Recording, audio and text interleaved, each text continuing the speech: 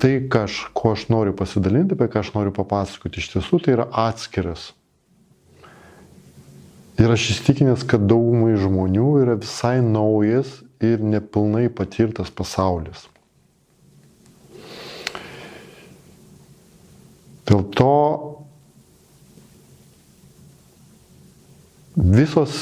visa kelionė nuo pat pirmos serijos iki paskutinės serijos yra vienodai svarbios, dėl to, kad tik tai visuma gali perduoti tą didelį, sudėtingą, įvairų, turintį milijonus niuansų pasaulį, kurio mūsų iš tiesų niekada niekas nemokino, nei tėvai, dažniausiai, nei artimi žmonės. Mes, kiekvienas iš mūsų tikrai turime tam tikrus stiprius, galbūt trumpalaikius išgyvenimus, kad yra kažkas tai tokio, ką žmonės vadina meilė, laimė santykiuose, kažkokia tai ypatinga pilnatvė, ypatinga darna, ypatingas susietumo jausmas, ypatingas realizacijos jausmas ir kiekvienas iš mūsų esame tai patyrę ar vaikystėje, ar savo santykiuose jau kada mes esame brandūs žmonės. Ir iš tiesų kiekvienas žmogus, tiek vyras, tiek moteris, ieško to. Ir taip mes visi vadinam meilė, mes galbūt tai vadinam santykiai, bet iš tiesų kiekvienas žmogus žodį meilė supranta šiek tiek kitaip. Ir pradžioje, kada žmonės santykių pradžioje vienas kitam sako, aš tave myliu, atsiranda toks jausmas, kad tarsi mes kalbame apie tą patį. Bet po to, kada mes pradedam gyventi, po metų, po 2, po 3, mes taiga suprantame, kad reikšmės žodžio meilė yra skirtingos.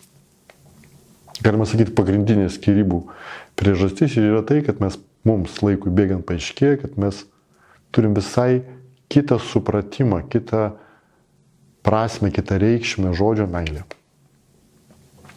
Nes šiais laikais mes praktiškai, aš kalbu apie vakarų pasaulį, santykius, šeimas, poras kūrėme vedami meilės jausmo. Prieš 100, prieš 200 metų praktiškai beveik visos poros buvo kūriamos tėvų pagalbos dėka. Tai reiškia, kad tėvai parinkdavo, su kuo tu gyvensi, kaip gyvensi ir taip toliau, ir taip toliau. Šiuolaikiniai žmonės susituokia ir sukuria poras, vedami meilės. Tačiau skyrybų skaičius, po to, kada poros pradėjo kurtis vedamos meilės, nesumažėjo, o tik padidėjo, jeigu stebėti statistiką. Viso kalbu apie vakarų pasaulį, ypač Lietuvos, skyrybų skaičius tik auga kiekvienais metais. Tai reiškia, kad kažkodėl tai praktika rodo, kad žmonės susituokia, sukuria porą, sukuria šeimas, netgi vedami meilės, bet ir skiriasi dėl kažkokių tai priežasčių. Tai, ko aš noriu pasidalinti, tai yra pasaulis už žodžių. Aš jo išmokau patirdamas.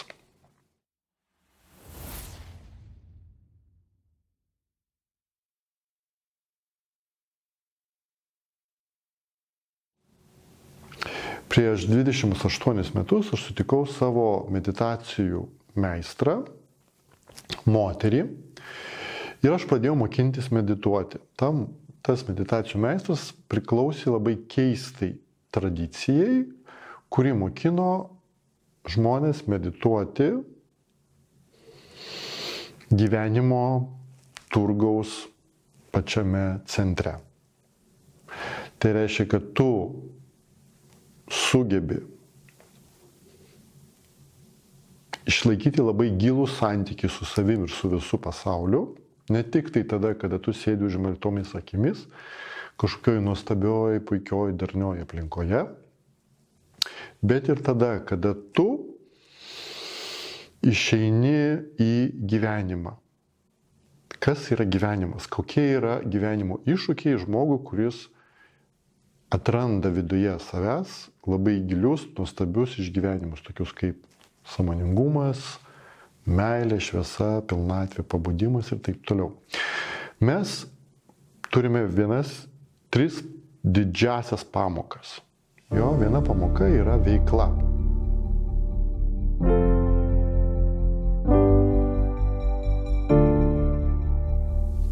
Tai yra sėkmės, nesėkmės, pasiekti rezultatai, nepasiekti rezultatai, pinigai, valdžia, šlovė, pripažinimas,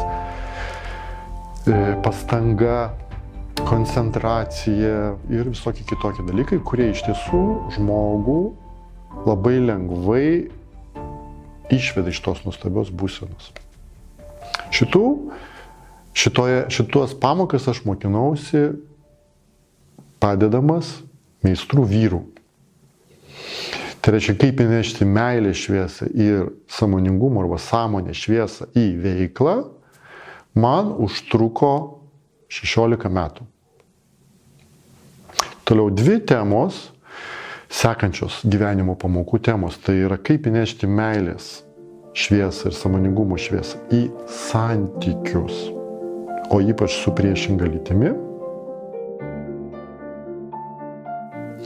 Ir į intimų gyvenimą. Vat šitos 2 sudėtingos tarsi temos, jos man sudėtingos, aišku, dėl to, kad tam, kad įnešti meilę ir sąmoningumą į šias temas, man prireikė visų 20 su viršų metų. Sakyčiau, net iki šiol aš vis dar atrandu kažką tai naujo šiose temose. Galima sakyti, visi 28 metai yra nuolatinis stebėjimas savęs ir supančių žmonių ir tyrinėjimas, kaip sąmonė, sąmoningumas, meilė, susietumo būsena įsikūnija į tokią dalį gyvenimo. Senovės išminčiai, nežinau, rytų pasaulyje labai dažnai siūlydavo savo studentams vengti šitų vietų. Vengti pinigų, vengti valdžios, vengti šlovės, tai yra veiklos pasaulio.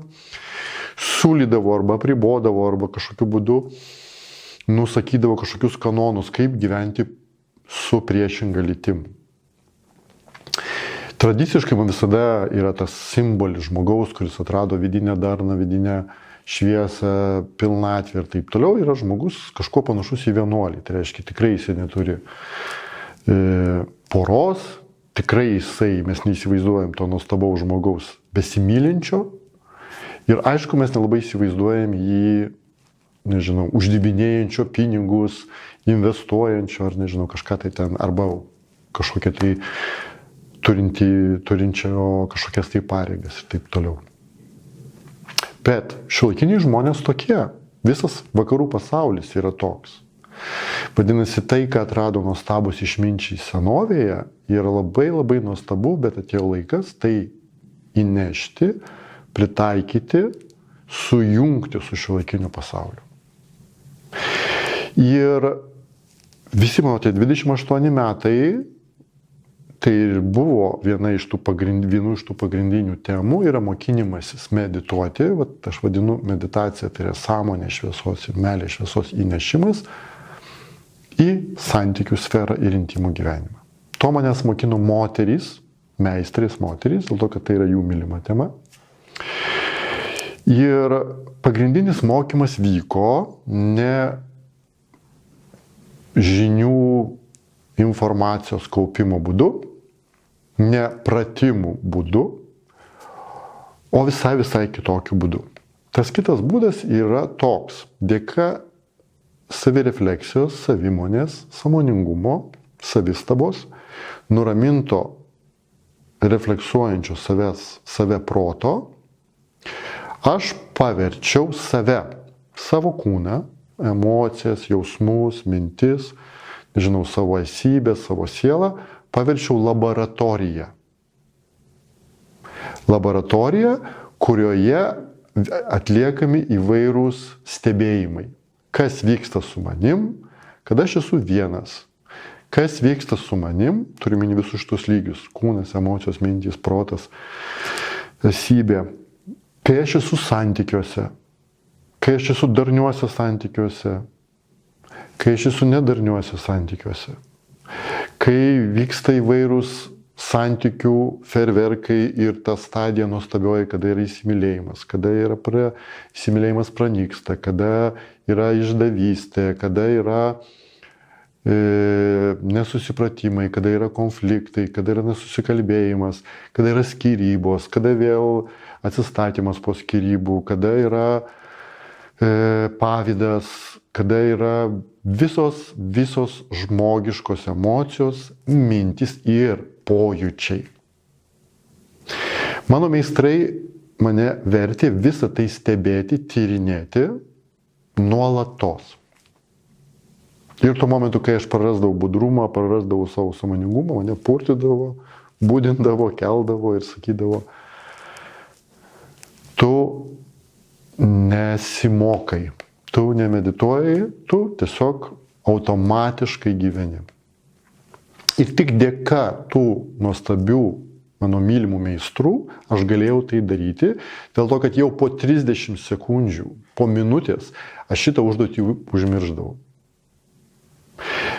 O įsivaizduokit, jeigu tai yra reali gyvenimo situacija, kurioje yra realūs santykiai, realios emocijos, realus pavydas, arba realus ten entuziazmas, arba realus įsimylėjimas, o ten išlaikyti o tą stebėjimą savęs, tyrinėjimą savęs, priėmimą to, kas vyksta. Ir ne akimirksniu, o kaip ištisiniu būdu, tai reiškia tokį visą kaip filmą, nuolatos visus kadrus tu apžiūri. Ir savo sąmonę, ir savo net pasąmonę, tas vietas, kurias tu iš tiesų nenorėtum apžiūrėti, tu jas irgi apžiūrai. Ir ne tik savyje, bet ir kitame žmoguje, nes kai kurių dalykų mes irgi galbūt aš nenorėjau matyti. Bet aš turėjau tai matyti tam, kad pažinti tokį reiškinį, atrasti jame išmintį. Dėl to visą, ką aš išmokau per tokį turiningą ir labai ilgą laiką, yra išgyvenimai ir patyrimai. Realiai per pirmus 2-3 metus tokio mokinimosi būdo, meditacijos santykiuose būdo, per tos 2-3 metus aš sužinojau 100 kartų daugiau apie žmogaus psichologiją, negu studijuodamas Vilniaus universitete psichologiją. Sužinojau dėl to, kad aš visą tai savyje pamačiau. Ir visą tai stebėjau savyje. Ir dėl to visas serialas tai yra mano būdas, mano pastanga, mano kūrybinė pastanga perduoti tuos išgyvenimus, tuos atradimus, ar bent jau dalį jų, kuriuos aš galėsiu perduoti. Aš žodžių reikšmės pavadinimus naudosiu labai subjektyviai, tai reiškia, vadinsiu taip, kaip aš vadinu savo viduje. Dėl to galbūt tai nesutaps su kažkokiom tai bendrai visuotiškai pripažintomis tiesomis arba visuotiškai pripažintais pavadinimais, su kažkokių psichologinių mokyklų ar dvasinių mokyklų traktuotėmis ir taip toliau, dėl to, kad iš tiesų nėra būdo to tiksliai išreikšti žodžiais. Yra būdai perduoti tai, yra būdai tai patirti, taip aš ir mokinausi, bet žodžiai suformuluoti tai, ką tu patiri, beveik neįmanoma. Beveik neįmanoma tiksliai. Galima tik tai pasidalinti savo vidinėmis subjektyviomis tiesomis. Dėl to, tai, kuo aš dalinsiuosi, yra mano subjektyvios tiesos. Taigi, kas yra tie esybiniai santykiai?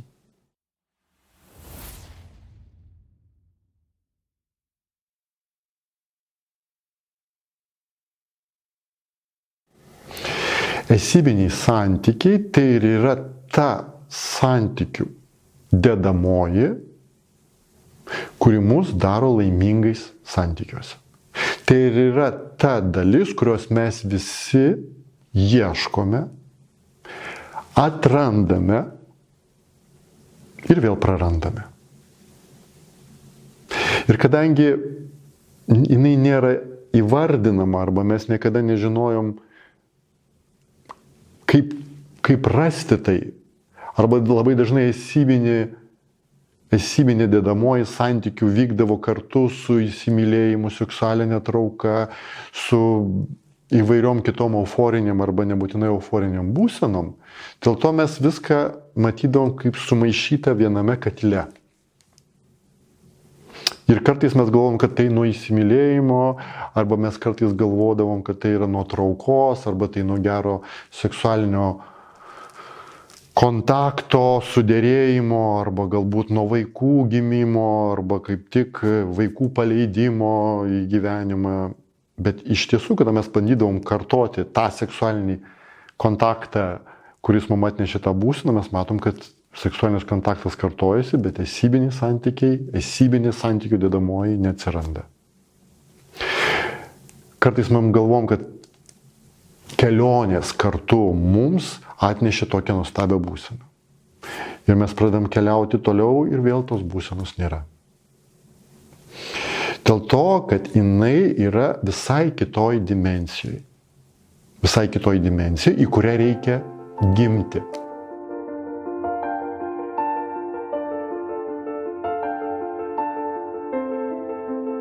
Jinai yra kitoje dimensijoje, negu gyvena mūsų protas, negu mūsų proto sukurta pavadinimu žodžių visata.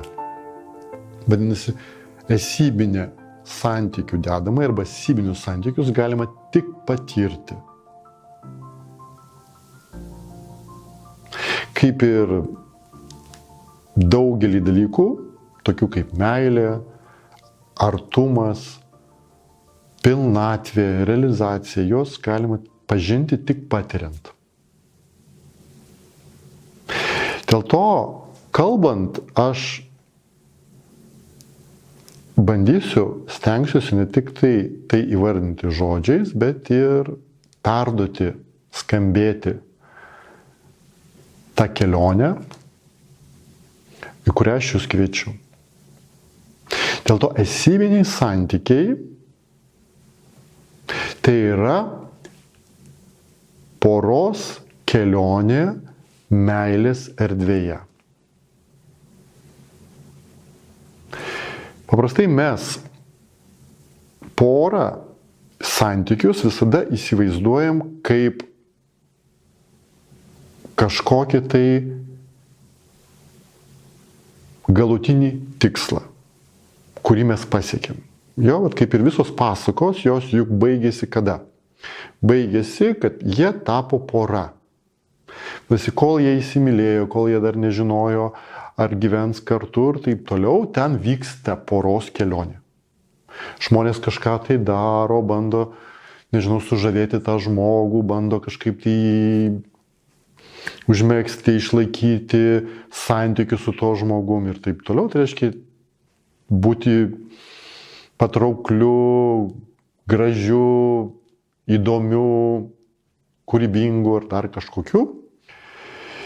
Tiek vyrai, tiek moterys daro tas pastangas ir galiausiai įvyksta tas momentas, kada jiems abiems paaiškėja, arba jie abudu pasako, arba, kažkas išoriai pasako, tai reiškia, kad jie susituokė ir galiausiai valstybės atstovas sako, jūs esate pora.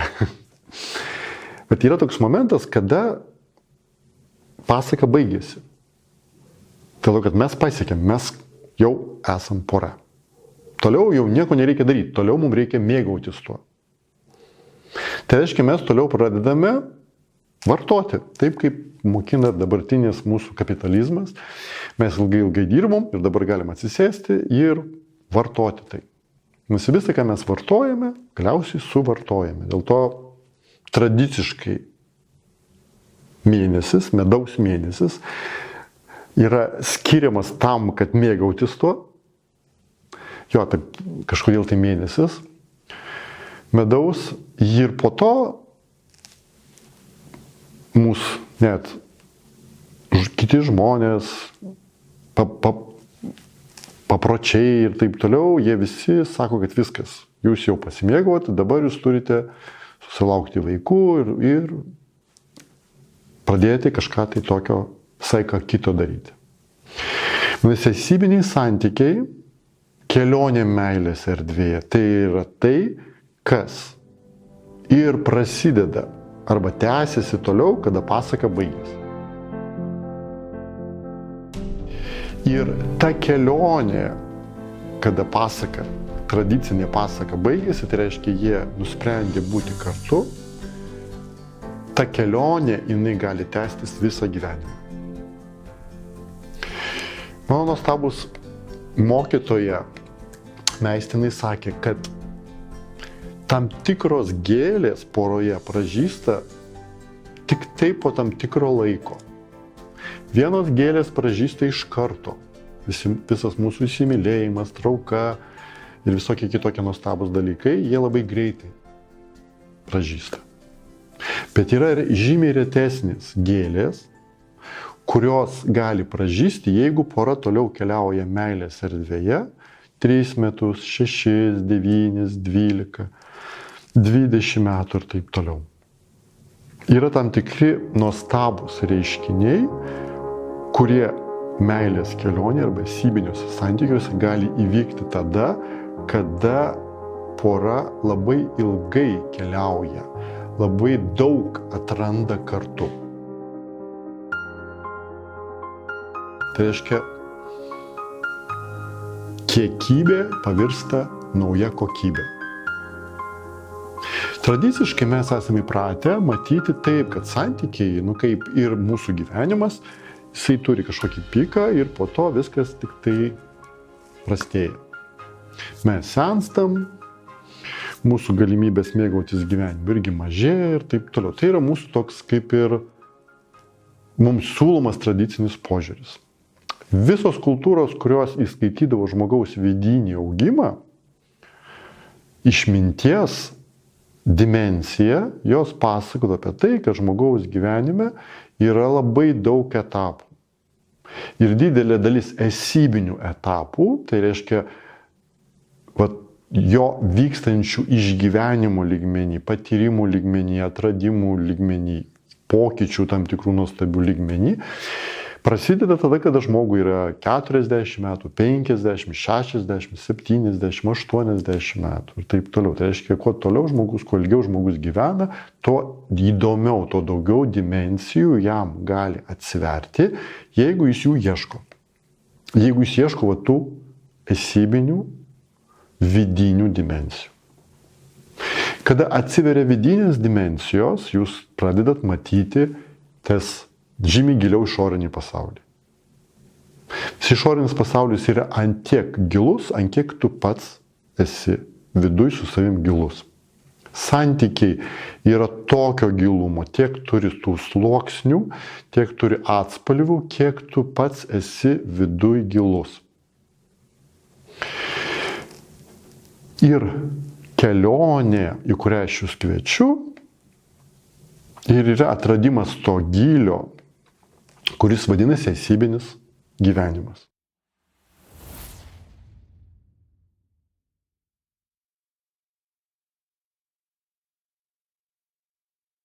Esybinis gyvenimas atsiranda tada, kada žmogus pasidaro gilesnis negu asmenybė.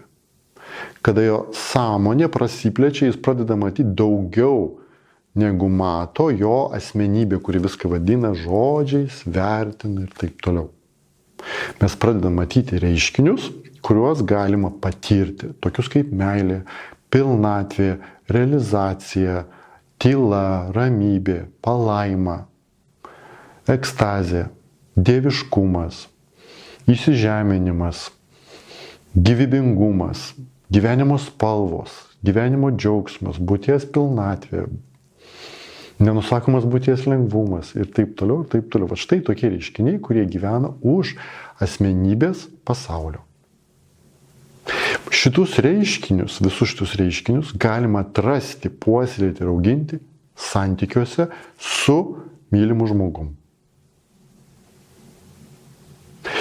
Ir tam mums reikia pabusti, gimti santykiuose. Vadinasi, santykiai pradžioje, jie yra vėlgi gimda, kurioje mes augame, bręstame ir kažkurio momentu, kada santykiuose atsiranda sunkumai, Mes galime į tai žiūrėti kaip į problemas ir skirtis, o galima matyti, kad tai yra sąrėmis, kad tai yra siūlymas gimti tave į didesnę save, į gilesnį save. Ir tada santykiai gali būti dvasinė praktika, nežinau, tas, žinot, kaip dzeno vienuolynuose meistras turi tokią lazdą, dzen meistro lazdą, kurią jisai naudoja karts nuo karto pabudinti mokinius. Ta lazda sudavus ją, jinai sukelia labai didelį garsą, ji nėra skausminga, bet garsas yra didelis. Labai dažnai, kada mokiniai sėdi, medituoja ir užmiginėja, meistras tyliai prieėjęs suduoda jam tą lazdą ir būtent tas garsas jį pabudina. Ir meistras tai daro tam tikrų momentų, kada mokinys pasirengęs ir jisai gali pabulti į nuostabią būseną, kurioje jis aptinka tą tylą, meditaciją ir taip toliau. Būtent lazdos smūgis, sunkumas mus budina. Aš pažinojau tokią nuostabią ir pažįstu tokią nuostabią moterį, kuri yra karate juodo diržo meistrė. Jinai mokinosi karate Japonijoje ir mokinimasis vykdo tokiu būdu, kad karts nuo karto tam tikrose padėtyse kūno nepatogiose jie sustingsta ir stovi valandomis. Ir kada mokinys stovi valandomis, aišku, jo kūnas galiausiai pasiekia tą ribą, kad jis jau negali stovėti. Tai reiškia, visos jėgos tavo yra išnaudotos, tu vos pastovi. Ir tada meistras, tas karate meistras, jisai prieina ir su tokia lazda suduoda. Ir tuo momentu, kai jis tau suduoda, akimirksniu išnyksta bet koks nuovargis. Akimirksniu išnyksta raumenų visas pasipriešinimas. Tu pradedi jausti, va taip jinai pasakoja, jauti, kad tavo kūnas pasidaro super lengvas. Galima sakyti, kad tu pradžioj stovėjai, kaip jinai sakydavo, ant raumenų, tai reiškia raumenų pagalba, ir staiga tu persijungiai ir tu toje padėtyje stovi ant energetikos. Tai reiškia, tavo vidinė energetika teka ir dėka tos pertekliaus, tos gyvybinės energijos tu gali stovėti. Taip, Japonijoje ją mokino kovoti ne tik tai savo raumenų pagalba, bet ir naudoti vidinę jėgą, vidinę energiją. Taigi jinai grįžusi pas save, čia jinai ne lietuvė, jinai mokino savo mokinius irgi karate. Ir jinai lygiai taip pat daužydavo jiems, tikėdama, kad taip jinai gali jiem padėti. Ir jinai buvo apstulbusi dėl to, kad jinai daužė kiekvieną mokinį, bet ne vienam mokiniui nebūdavo to palengvėjimo. Ir jinai niekaip nesuprato, ką jinai taip daro. Taigi nuvažiavusi vėl eilinį kartą pas savo mokytoją į Japoniją, jinai uždavė šitą klausimą. Ir jisai pasakė tokį paprastą jai paaiškinimą. Bet toje padėtyje, kurioje tu stovi, aš esu prastovėjęs 100 valandų. Aš per savo patirtį žinau visas stadijas, kurios vyksta su tuo žmogum, kuris stovi toj nepatogioj padėtyje. Visus nuovargius, visus pasidavimus, visus atsidavimus, atsipalaidavimus ir visus niuansus. Dėl to aš vien tik metę žvilgsnį į savo mokinį, iškart galiu suprasti, kokioj stadijoj nuovargio jisai yra. Ir yra tik tai tam tikri momentai, būtent kuriuo metu sudavus tą lazdą, mokinys pereina į tą pakeistos sąmonės būseną. Dėl to aš net negalėčiau tau perduoti, sakė tas meistras, kuriuo metu reikia suduoti. Tu pati turėti labai ilgai stovėti, kol tu pati pajausi, kaip viduje vyksta tas stebuklas, persijungimas į kitą dimensiją. Nuo stovėjimo įsitempus raumenų pagalba prie stovėjimo naudojant vidinį resursą, kurį naudoja karate ir visi kiti rytų kovos menai. Nežinau, kaip jai pasisekė toliau tai daryti, bet kiek žinau, kai jinai pasakojo man tą istoriją, jinai nustojo savo mokinius tokiu būdu mokinti ir užsiėmė savo pačios tyrinėjimu ir tobulėjimu ir taip toliau. Dėl to santykiai lygiai taip pat turi va tą momentą. Turi tokį momentą, kada viskas, kas galėjo vykti santykiuose, įvyko. Tai yra gamtos dovana, kurį įsijungėmės, hormonai įsiskyrė, įsimylėjimas, meilė, trauka, prisirišimas, džiaugsmas, susietumas ir visokie kitokie dalykai, kurie įvyksta visada pas visus žmonės. Ir yra kažkokiu momentu, kada jie baigėsi.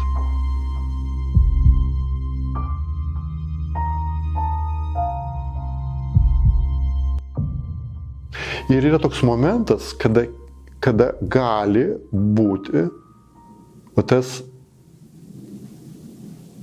smūgis gyvenimo, nuo kurio mes galim pabusti ir aptikti esybinius santykius. Aptikti meilės erdvę. Aptikti, kad tai yra, kad viskas tik prasideda. Tokiu būdu man tai vyko, tokiu būdu aš irgi esu ne kartą kai kuriems žmonėms padėjęs tai atrasti. Dėl to, jeigu jums įdomu tai, ką aš pasakoju, jeigu jūs girdit už to kažką daugiau, vadinasi, jūs jau esat pasirengę. Jūs jau ieškot to pabudimo ir kitos dimensijos santykiuose ir intimume. Jeigu jums tai neaktualu, tai reiškia, jūs nelabai suprantate, apie ką aš pasakoju, arba tai neįdomu, arba viską jūs sužinote, tai tikrai jūs galite grįžti prie šito serialo po metų, po 2, kada pajausite, kad jūs jau pasirengęs išgirsti, jums jau įdomu. Kažkas kažkas tokio, ko tu dar niekada nepažinojai. Tu visada jautei, kad tai yra. Tu visada jautei, kad gali būti pabudimas, kad gali būti visai kitos kokybės meilės būsena, visai kitos kokybės susietumo jausmas, visai kitokia pilnatvė realizacija ir buvimas kartu. Ir va tada tu būsi pasirengęs išgirsti budinantį lazdos sudavimą. Taigi serialas tai yra tas budinantis lazdos sudavimas, kuris gali padėti atrasti tą nuostabų resursą. Esybiniai santykiai, kelionė meilės erdvėje. Taigi, kam įdomu, kviečiu stebėti sekančias serijas.